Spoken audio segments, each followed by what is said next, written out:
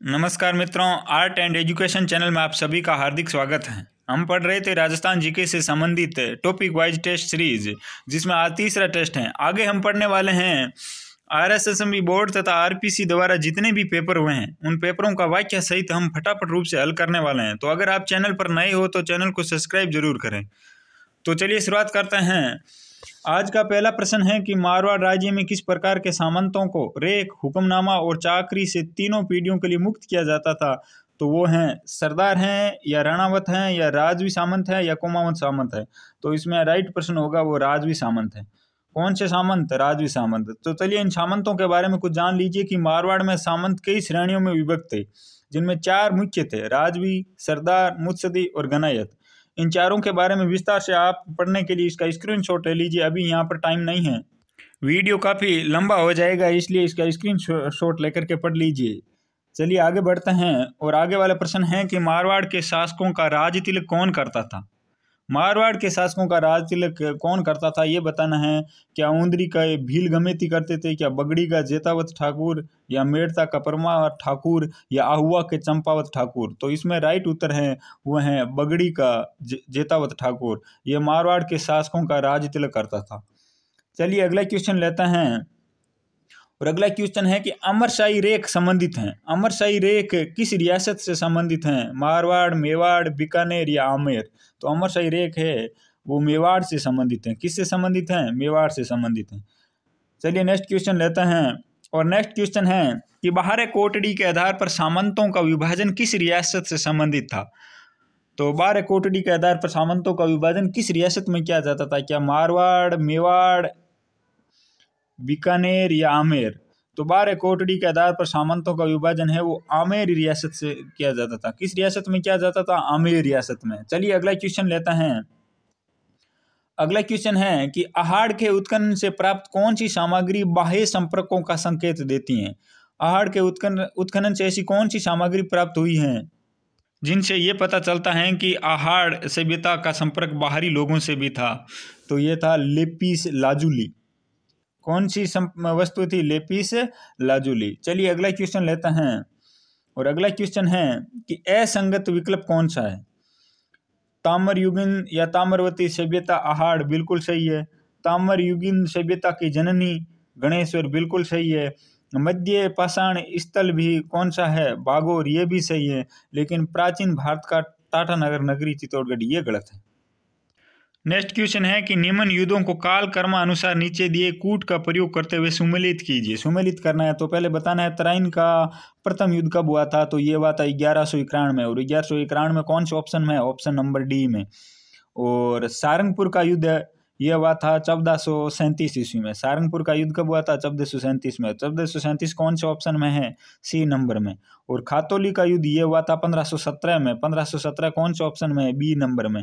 और सुमेल का युद्ध, गिरी सुमेल का युद्ध ये हुआ था 1544 ईस्वी में। और 1544 कौन से ऑप्शन में है? ए में। तो DCBA कौन से ऑप्शन में है? Option number B right. चलिए अगला क्वेश्चन लेते हैं।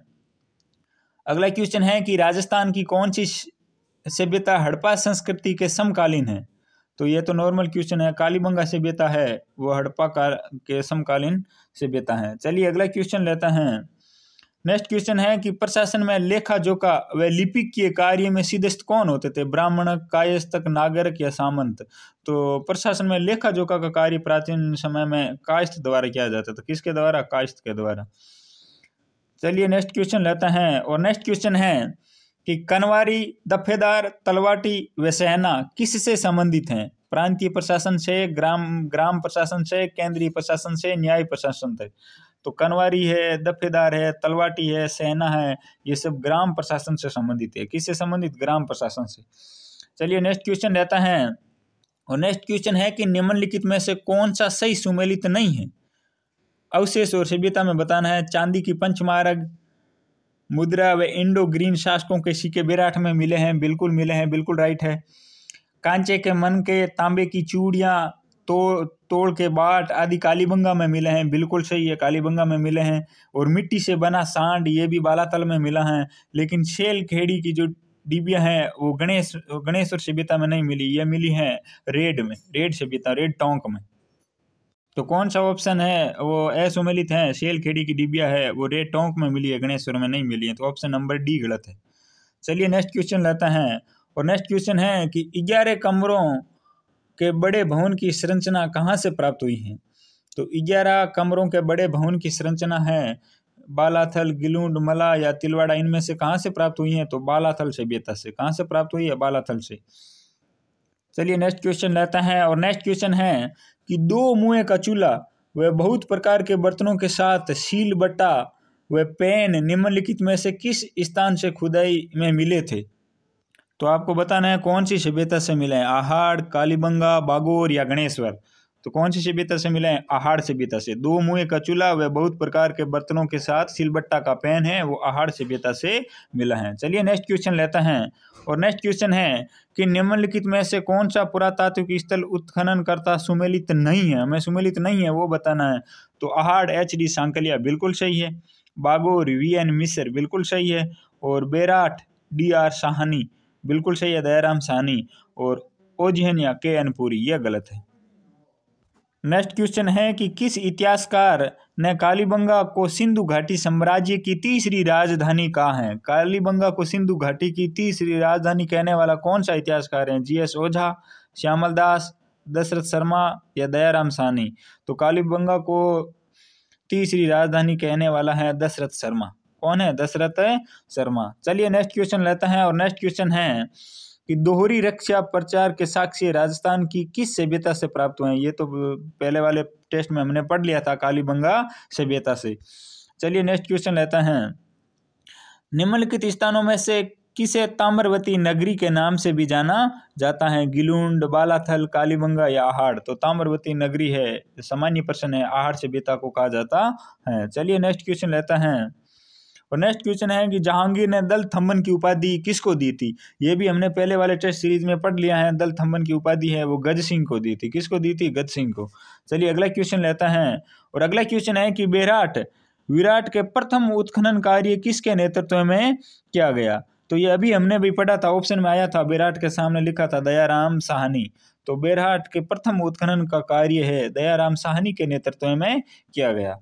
चलिए नेक्स्ट क्वेश्चन लेते हैं, और नेक्स्ट क्वेश्चन है कि 7 अग्नि वेदिकाओं की पंक्ति प्राप्त हुई है, कहाँ से प्राप्त हुई है 7 अग्नि वेदिकाओं की पंक्ति? ये बताना है, आहाड़, बेराट, गणेश्वर या कालीबंगा। तो ये प्राप्त हुई है कालीबंगा सभ्यता से। किससे प्राप्त हुई है? 7 अग्नि वेदिकाओं की पंक्ति कालीबंगा सभ्यता से। चलिए नेक्स्ट क्वेश्चन लेते हैं, और नेक्स्ट क्वेश्चन है कि बेराट से प्राप्त विभिन्न मुद्राओं में 16 मुद्राएं यूनानी शासक की हैं। कौन से यूनानी शासक की है ये बताना है आपको? राजा अलेक्जेंडर, राजा सिकंदर, राजा मिनेंडर या इनमें से कोई नहीं। तो इसमें होगा राजा मिनेंडर। बेराट से प्राप्त विभिन्न मुद्राओं में 16 मुद्राएं हैं, यूनानी शासक किसकी है? राजा मिनेंडर की। चलिए अगला क्वेश्चन लेता है, और अगला क्वेश्चन है कि निम्न में से किस सभ्यता के उत्खनन में प्राप्त मृद भांड में स्वास्तिक एवं त्रिरत्न चक्र अलंकृत हैं?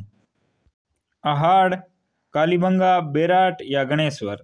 तो यह है बेराट सभ्यता से। किससे सभ्यता से? बेराट सभ्यता से। चलिए अगला क्वेश्चन लेते हैं, और अगला क्वेश्चन है कि सभ्यता स्थल व जिले का कौन सा युग्म सुमेलित नहीं है?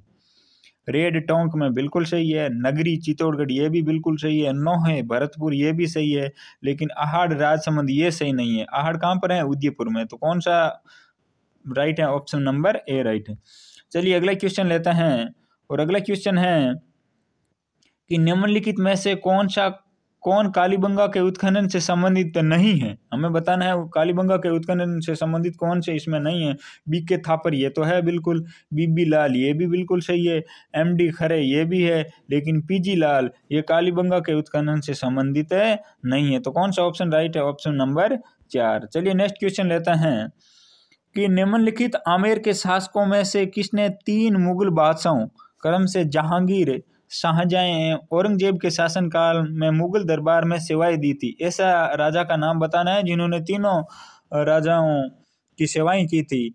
सवाई जय सिंह, मान सिंह, भगवान दास या मिर्जा राजा जय सिंह। तो इसमें ऑप्शन राइट होगा ऑप्शन नंबर डी, मिर्जा राजा जय सिंह। इन्होंने तीनों मुगल बादशाहों की सेवा की थी। किन किन की? जहांगीर की, शाहजहां की एवं औरंगजेब की। तो चलिए ये थे 25 प्रश्न। अगला टेस्ट हम नेक्स्ट वीडियो में लाएंगे। तब तक के लिए बहुत बहुत धन्यवाद।